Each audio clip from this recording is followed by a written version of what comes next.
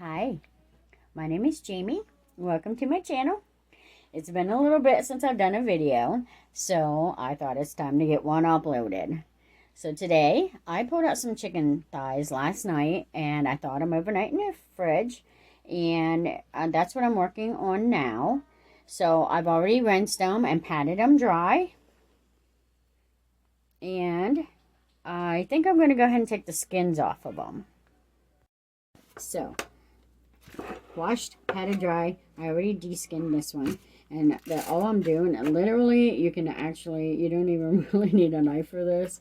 I got 4 of the thighs here. And all I'm doing is literally just pulling the skin off of this. And the reason I'm going to do this is because I want to season this with a little bit of salt and pepper. But later, we're going to shred this. And we're not going to use the skin off of it anyways. So what I want to do is make sure when I season it, it goes down into the meat and you don't lose it on that skin, because we're going to be getting rid of the skin, whether it's now, prior to cooking, or later, whenever it's already cooked and we're ready to shred it up and put it in our dish, which I'm still trying to decide what we're going to do with it. But I'll figure something out. I always come up with an idea. If you've seen my other videos, you know I come up with something. Anyhow, then I'm going to take whatever skin's left. I'm just going to take a little paring knife here. Going to trim all this up. Get all the excess skin off of it. And very simply, what I am going to do, nothing major. You know, I'm the queen of spices. I like my spices. But today, all I'm going to do is a little bit of salt and a little bit of pepper. And I'm just going to sprinkle salt and pepper on. Oh, maybe not that one. Oh, there we go. Alright, salt and pepper. This works good too if you use a sea salt. Also works well. And then all I'm going to do is flip these over. Salt and pepper this side. And then I am going to bake these in a preheated 375-degree oven for about 20 to 30 minutes. We want to reach an internal temperature of about 175. Okay, flip those back up. We want the meat side up whenever I go to put those in the oven. And where'd my rag go? There it is. Okay, so I'm going to put these in the oven. 375, 20-30 minutes, reach an internal temperature of 175, and then I'll be back. So, I have my chicken in the oven, 375, waiting for it to temp to 175. In the meantime, I took some russet potatoes, I washed them off, just washed and pat them dry. And what I'm going to do is I'm just going to line them on a plate. It's got to be a microwave safe plate. And then let me line these up out here. Okay. Set that aside. And then I'm just going to take a fork. And I'm just going to poke holes through these potatoes. You're going to rotate this. And you're going to want all sides of these potatoes to be poked. These are just, you know, venting for the steam and stuff. Because we are going to cheat and make a quick baked potato. Even though these are not going to remain a baked potato, that's how they're going to start out. So, poke holes on these, turn them over, poke holes on this side, and when I get that done, I'll be right back. Okay, so I'm just finishing up these. And super, super easy for this. Since we've got, let's see, 3, 6, I got about 8 potatoes here. What I've decided to do, we're going to try it. We're going to pre-cook these. And then we're going to layer them in a pan. Shred our chicken in there with maybe some cream of chicken soup. And we're going to bake this, get it all heated through. And I think we're going to throw some cheese in there somewhere because I like my cheese. And then maybe have a couple sides that we'll come up with. But for now, since the chicken's already in the oven cooking, we're going to throw these in the microwave. Since I got 8 of them, we're going to do roughly 7 minutes on high. And then when they come out, we're going to take a bowl, we're going to invert it over top of them, and we're going to let them steam for about 5 minutes. So let me get these in the microwave, and I'll be back in 7 minutes. Okay, so I just pulled these potatoes out of the microwave. We did our 7 minutes. Now what I'm going to do is I'm just going to spin them over, just flip them right on over. And then I am going to take a bowl that is large enough to invert and sit over top of these. Now the whole reason behind this is to allow the heat, the steam, to help cook them. And so we're going to let this sit for about 5 minutes and set a timer. And then when we come back, we're going to put them back in the microwave and repeat this process all over again. And by then, hopefully, we got a soft baked potato. So I'm going to let this sit for 5 minutes. Take the bowl off of it. Put the potatoes back in the microwave for 7 minutes. Put the bowl back on for 5 minutes. And then I'll be back and we'll check on our chicken. Hopefully it'll be pretty close to being done. So I will be right back. Okay. So this is my second trip at the 5 minutes. And we're going to do the same thing we did the last time. We're going to turn all of these over. Now they're a lot hotter this time, so I'm going to use a fork. Turn these all over.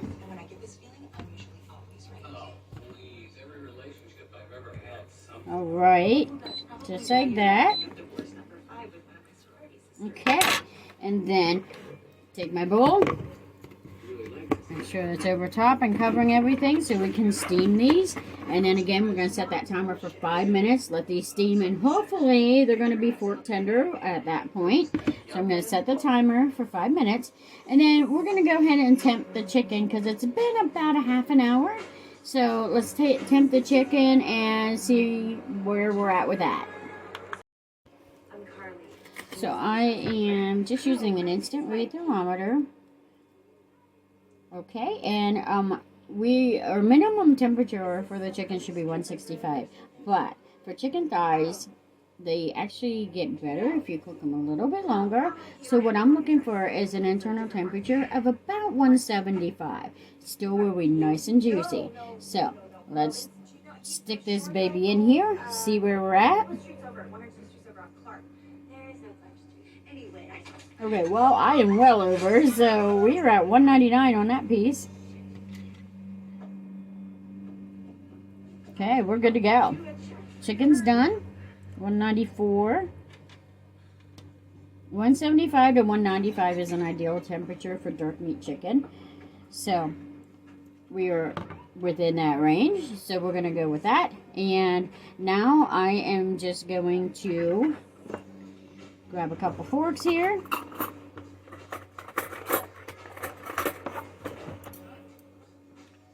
Let's see if I can get this where you can actually see what I am doing here. Okay, so all I'm going to do here is I just want to shred this chicken. This is all I'm going to do is just shred it into pieces like this, okay? And then once all 4 pieces are shredded like that, we'll come back and show you what we're going to do next, okay? I'll be right back. So I got my chicken shredded, and if you watched any of my other videos, you know how very picky I am about this stuff. I dissect my chicken like crazily, and you know, this is what I ended up with those 4 chicken thighs.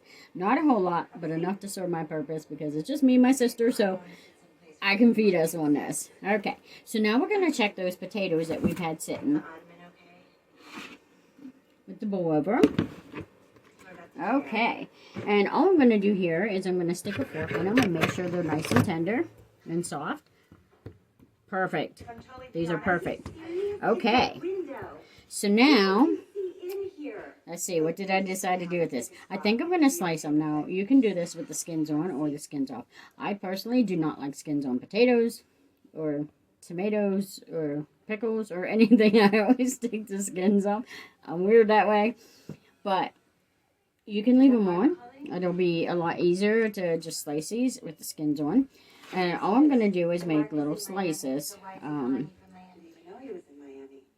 First, you know what? I'm going to take the skins off first.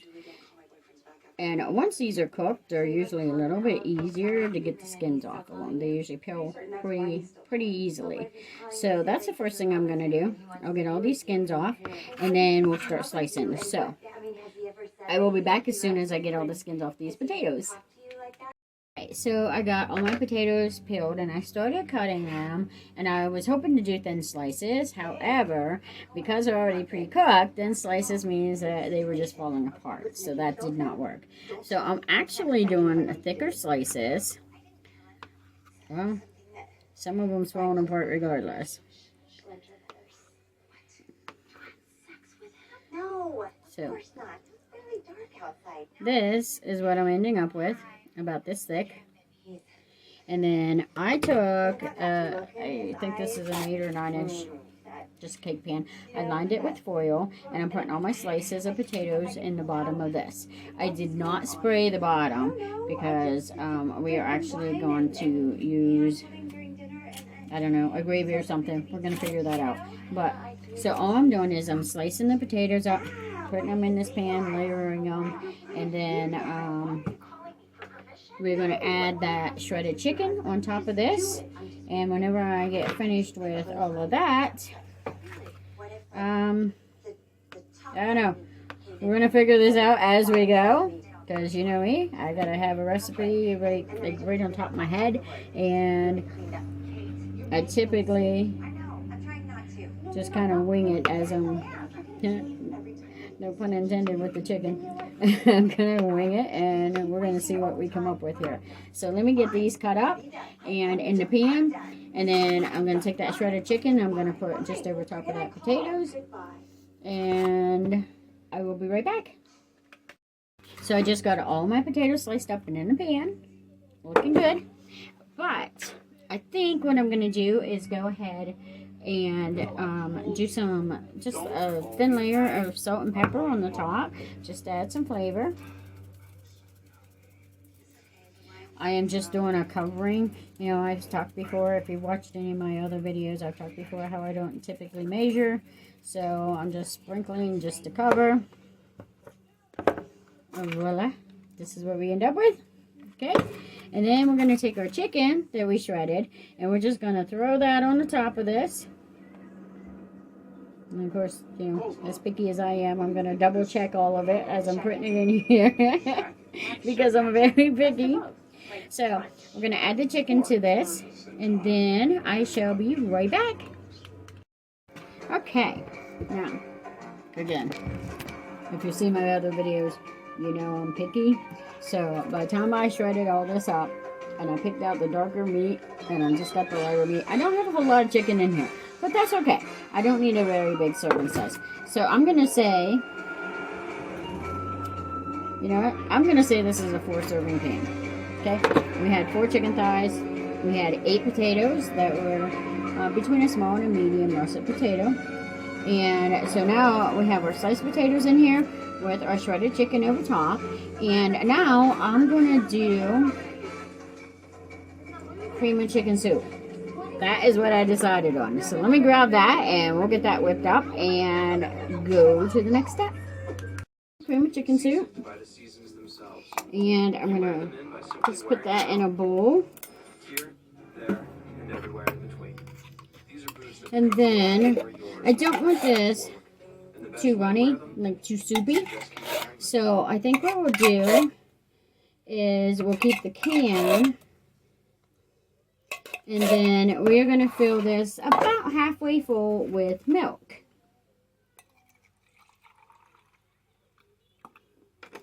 Perfect. Okay, and then you can just scrape around the sides of the can. You know, get all that cream of chicken soup out. If you don't have cream of chicken soup, you can substitute, you know, cream of broccoli, cream of celery, cream of mushroom if you like it. I personally don't like mushrooms, so... you'll never catch me using cream of mushroom or any type of mushrooms in any of my recipes. Alright, so we got that. And then we need a whisk. So now we're just going to whisk this up until it's nice and creamy. And again, it shouldn't be too runny. We don't want it soupy because we want this to be kind of a thicker base to add to our potatoes and our chicken. Okay. Now, it's alright if you don't get all the lumps out because, again, this is a thicker base. So, as it cooks, it's going to thin out and it's going to dissolve any chunks that you didn't get out of it. So, we're just going to pour this over. This is over our potatoes and our chicken mixture. And remember, over the potatoes, we just added a little bit of salt and pepper. So, even though you normally see me with a ton of seasonings, this one is pretty basic. Just salt and pepper the whole way, really. Okay. So now, what we want to do is we want to stir this all together. Okay. All I'm doing is just stirring this all together. Making sure everything's completely coated. If you don't get it coated, when we throw this back in the oven to heat through, then it's going to just make the edges brown or even burn. So we don't want that. We don't want any of this burning. And honestly, I am thinking the way this is covering, I'm wondering if maybe I should do a second can of the cream of chicken soup. Just because after this bakes for 20 minutes or so, it's going to be a little dry. So I think what we're going to do is do another can of cream of chicken soup with a half a can of milk. I'll whisk that up, throw that in, and get it all stirred together. My second can of cream of chicken soup with the half a can of milk all mixed up. And hopefully all the lumps out of it. And so now I'm going to pour this into our potatoes and our chicken mixture here. And then we're going to go ahead and get that stirred up again. And make sure that pretty much every slice of potato and every shredded piece of chicken, we want to make sure that it is coated in this soup.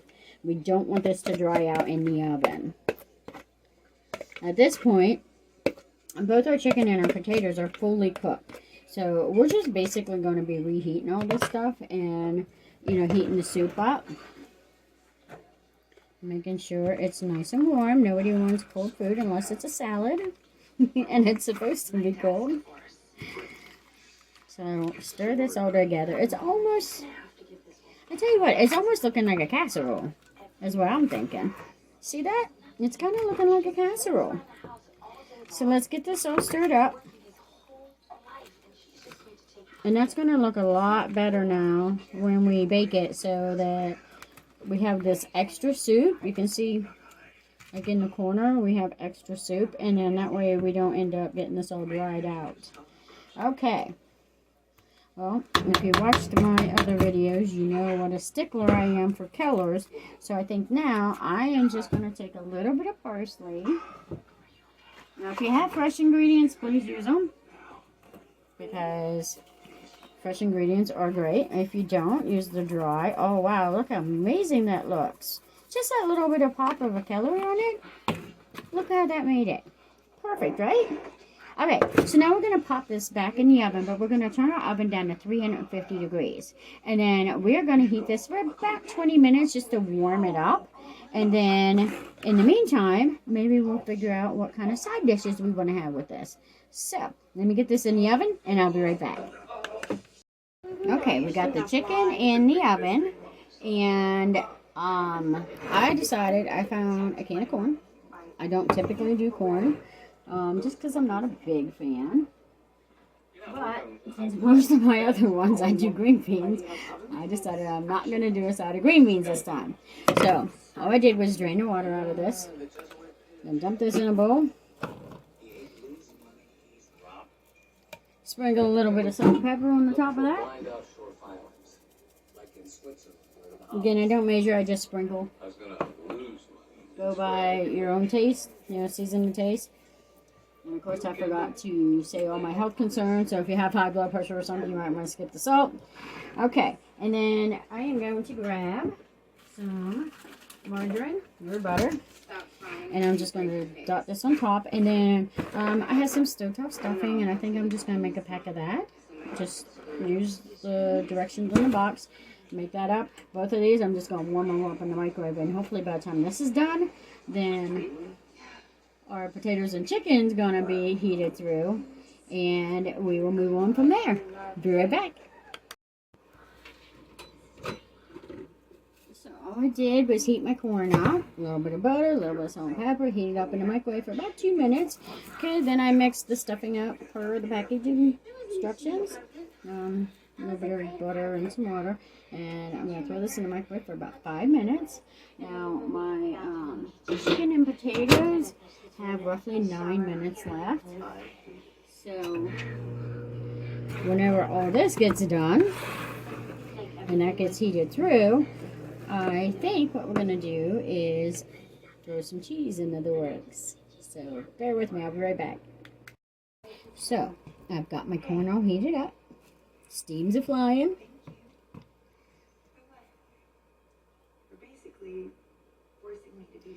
My chicken and potato mixture is just about done. My stuffing, just going to fluff that up a little bit.